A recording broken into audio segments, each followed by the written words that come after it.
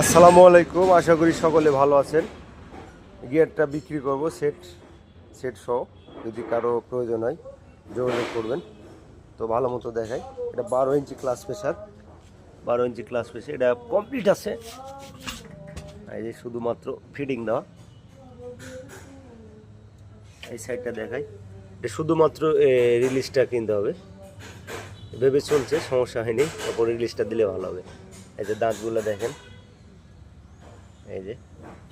তো এটা রিকন্ডিশন না, এটা ধরেন পুরাতন, ঠিক আছে, মানে এই গাড়িতে ছিল, এটা আমরা খুলে রাখছি। এখন ওই 4 সিলিন্ডার ইঞ্জিন মাজদা সেটিং করব, এর ফিটিং গিয়ার।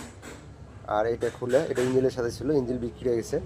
তো গিয়ারটা আছে, যদি কারো প্রয়োজন হয় তাহলে অবশ্যই যোগাযোগ করবেন স্ক্রিনে দেওয়া নাম্বারে।